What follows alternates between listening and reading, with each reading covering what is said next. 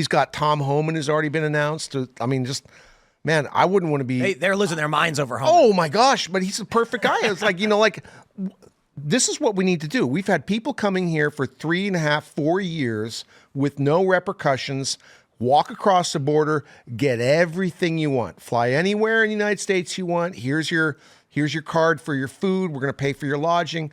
That's ending. That's ending. And we need to, we don't need any additional laws. We just need to enforce the laws that are on the books. Yeah. We just need to enforce the laws that are on the books, and that will dissuade more people from coming. And I think President Trump executive actions can make that happen instantly. The left is saying, how is he actually going to deport people? And they're surprised to learn that Trump intends to deport people. And there's this viral clip from 60 Minutes where Tom Homan is asked, well, how do you, what about people with families? And he was like, she says, people and families, can you deport them both? And he's like, sure, they can go together. That's right. Yeah. And now the left has responded saying, on The View, they're like, he's talking about deporting American citizens. Okay, let's play this out. If a woman comes to this country, has a child, and the kid gets birthright citizenship, and then she is here illegally and has to go, why would her children not go with her? And but the baby's a U.S. citizen, and the baby can come back when the kid's older. I don't think they've thought this through. They also say their child separation policies. It's like, yes, if you are a 30-year-old man in the United States and you rob a liquor store, I hate to break it to you, but we're separating you from your kids. Yep. You're going to go to jail. Your children don't go to jail with you. When you break the law and get locked up, your kids don't go to jail with you. What is this weird thing where Democrats are like, this adult man has broken the law, let's put the kid in the jail with him? And we're not 2016 anymore. We're talking about the Never Trumpers. We don't have Cheney. We don't have Adam Kinzinger. Yeah, they're Democrats now. Yeah. None of these people are going to be in the way. It's a whole different world. Everyone thinks so much different. Like Phil was saying, everyone's going to the right. Not to the right, just more common sense. It's the common sense core now. Even Democrats who are like in, purplish districts who won because they're incumbents, they got to have their head on a swivel because they see this movement coming, the movement towards President Trump, the margins for President Trump. And in the House, they're up for election in 2 years. So they can't stand in the way of these policies or they're going to get smoked in the next election. There's a mandate. Absolutely. Democrats are trying to claim there is not a mandate. The House is still razor thin. But here's the issue.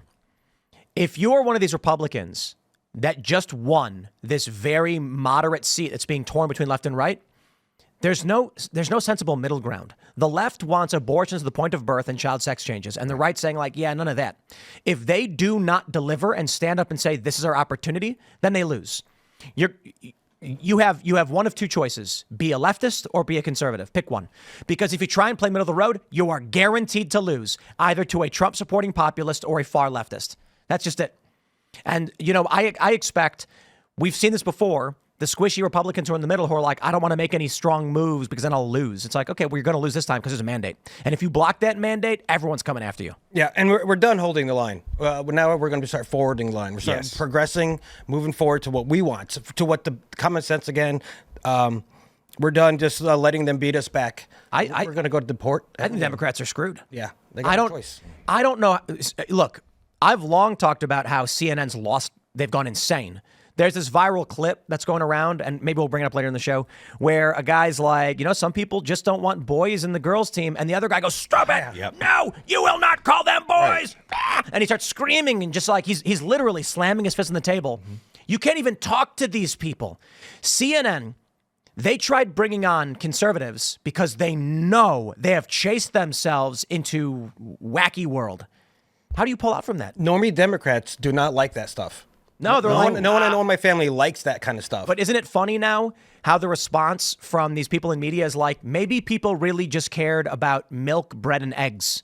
Yeah. Oh, you think? I love this.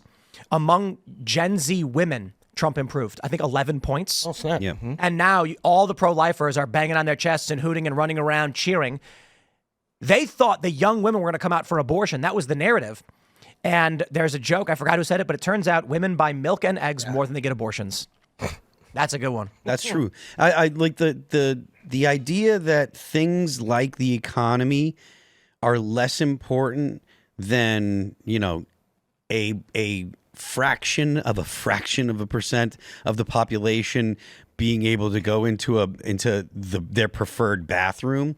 Like, the American people are tired of that stuff. And I do think that it's a small wedge issue, because there's a lot of Democrats that are saying things like, "Oh, this is not a big deal, like it's a small issue," and it is.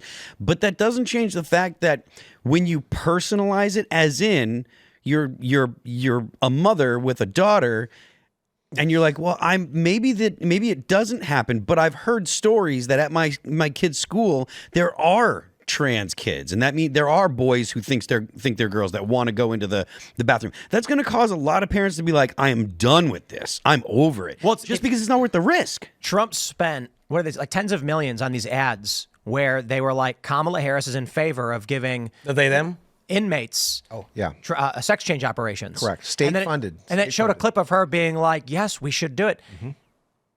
They're nuts. And so they try coming back being like, Trump's just throwing this issue out there because he's trying to confuse people. And it's just like, listen, you guys were campaigning on these issues. So I want to give a shout out to all these news outlets that are saying, why don't we have left wing? I love this, the manosphere one. It's like, why don't we have a Steven Crowder, Ben Shapiro, or so help us a Tim Pool? And it's funny because I'm like, I don't know, 4 years ago, I donated to the Democratic Party. I donated to Andrew Yang and Tulsi Gabbard. And then instead of bringing sound, reasonable candidates, they decided to go with Joe Biden and Kamala Harris. And I was like, I'm out. You had an opportunity. Joe Rogan was supporting Bernie Sanders.